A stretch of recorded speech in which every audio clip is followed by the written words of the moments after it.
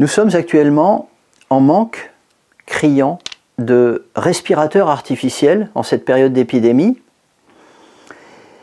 C'est pourquoi j'ai envie de vous rappeler que nous avons tous un respirateur personnel portatif dont il va être très important de prendre soin. Ce respirateur personnel, évidemment, c'est le poumon. Le poumon, c'est un soufflet, inspiration, expiration, qui se trouve logé ici. Vous avez remarqué, on a un grille costal, une cage thoracique, puis en dessous, on a un muscle de la respiration qui est le diaphragme. Et ce soufflet, c'est également un carburateur, on pourrait dire, parce qu'on a des vapeurs qui viennent de l'intérieur du corps, qui se mélangent, ou même les vapeurs qui sont dans l'air, la part d'humidité qui se trouve dans l'air, qui se mélange au gaz, à l'oxygène, que l'on va conserver. Donc on a un filtre à air, on a une chambre à air qui se trouve ici. Les Chinois comparent le poumon à un nuage. Un nuage, c'est de l'humidité en suspension, c'est-à-dire que le poumon est un organe fragile qui craint la sécheresse. Donc il a plusieurs fonctions importantes. La première, évidemment, c'est de gérer la respiration. Une autre, c'est de réunir ces différentes énergies qu'on a dans le corps pour permettre la circulation, parce qu'il aide grandement le cœur à pousser le sang. On a un système cardio-pulmonaire, et d'ailleurs, dès que vous changez votre rythme respiratoire, ça modifie votre rythme cardiaque. Et le poumon, autre fonction essentielle, va avoir un rôle dans la défense du corps, dans la protection, parce que ce soufflet, il agit en descente, il aide notamment les mouvements des selles, par exemple, la digestion, mais il agit aussi en surface, et d'ailleurs, la peau est rattachée au poumon, si j'ose dire, c'est pas anatomique, mais physiologique. On respire également avec la peau. Le poumon gère l'ouverture et la fermeture des pores de la peau, la thermorégulation. Et la porte du poumon, c'est le nez, hein, ces deux petits triangles-là, qui permettent l'olfaction. Hein. On a souvent des rhinites, où on a des bronchites, c'est-à-dire que ça fait partie de, voilà, le système, les voies aériennes supérieures appartiennent au système pulmonaire.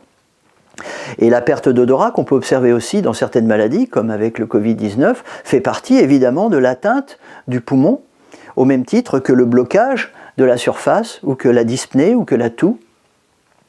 Donc on voit à quel point cet organe, ce système organique est essentiel dans la défense du corps, et comme par hasard, dans cette épidémie, c'est lui qui est la première victime. Donc évidemment, il est très important de le comprendre et de l'aider. Je vous disais qu'il est logé au niveau de la cage thoracique, et donc, vous voyez, le poumon a une forme de pyramide. Dans notre culture, on a souvent le mythe de Tarzan, c'est-à-dire on rentre le ventre, on bombe le torse, et on n'arrive pas à respirer dans cette position-là. En Orient, on sait que normalement la solidité, c'est quand le centre de gravité se trouve en bas, et effectivement, quand on respire normalement, on ne cherche pas à développer la partie ridiculement faible de litrage qui se trouve en haut du poumon, mais on utilise la partie basse du poumon qui contient le plus grand litrage, et ça donne l'impression de respirer par le ventre.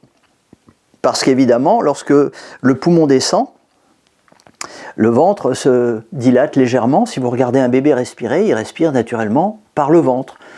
Il ne respire pas par le ventre, il respire par le poumon, mais on a l'impression que c'est le ventre qui a un mouvement de dilatation à mesure que l'air descend. Le litrage qu'on utilise quand on est stressé est 10 fois plus faible que le litrage qu'on utilise quand on est détendu et que l'ensemble du poumon fonctionne. Donc ce respirateur qui nous produit notre oxygène, il marche 10 fois mieux quand on n'est pas stressé et quand on respire par le bas. Un autre élément important, c'est que le poumon, c'est un nuage, et que si on veut que le nuage ait un effet dans le corps, il faut qu'il profite de la gravité, la gravitation. C'est-à-dire que quand on respire, il est plus facile de respirer en position debout ou assise qu'en position allongée. Dans un ouvrage de médecine chinoise, le Neijing, il est dit que, ça s'appelle les 5 fatigues, la fatigue du poumon, c'est quand on est trop souvent allongé. Donc quand on voit des gens qui sont malades, qui sont fatigués, et qui restent à l'hôpital en position allongée, en fait, ça contribue à l'affaiblissement de la fonction pulmonaire. Alors évidemment, s'ils ont un appareil qui pousse qui leur balance de l'oxygène à l'intérieur, ça va aller. Mais tant qu'ils n'ont pas cet appareil, il vaut mieux qu'ils restent en position assise ou semi-assise. Mais plus vous allez être en position allongée, plus le poumon va devoir dépenser de l'énergie pour entraîner la respiration complète vers le bas. Et donc c'est un effort qu'on lui demande alors qu'il a déjà des problèmes respiratoires. Donc une chose de base, c'est effectivement, et même l'atout, vous voyez, c'est une remontée à contresens. Si on est en position verticale, ben voilà, tout ça a plus de mal à se passer. Puisque le poumon est un carburateur, il lui faut un bon carburant.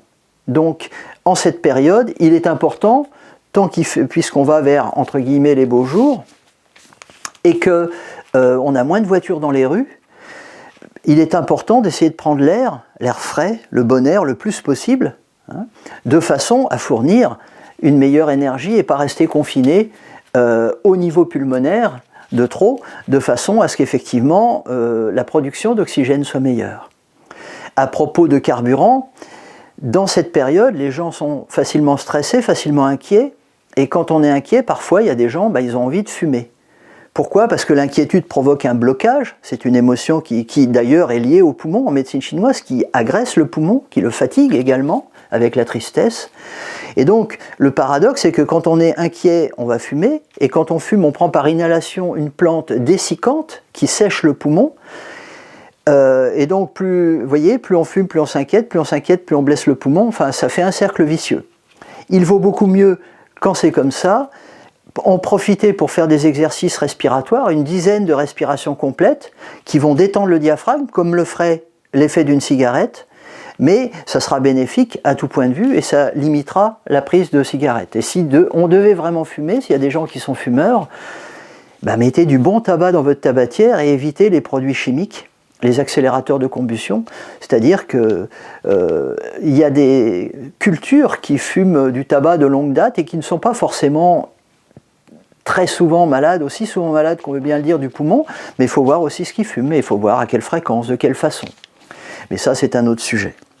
À propos de l'inquiétude, il ne faut pas oublier non plus que cette émotion, qui a un effet donc de concentration dans le poumon, un peu comme des nuages qui vont s'accumuler, va être contrecarrée par la joie, qui est l'émotion du soleil qu'on a entre les deux nuages, l'émotion du cœur, la bonne humeur dont parlait Hippocrate, et que la joie, dont l'effet est de disperser l'énergie, va s'opposer, va chasser les nuages, si on peut dire, va aider le poumon à diffuser mieux. Donc, bonne respiration et bonne humeur sont les deux mamelles de votre respirateur personnel. Je vous laisse vous inspirer de tout ça, et bonne santé à vous.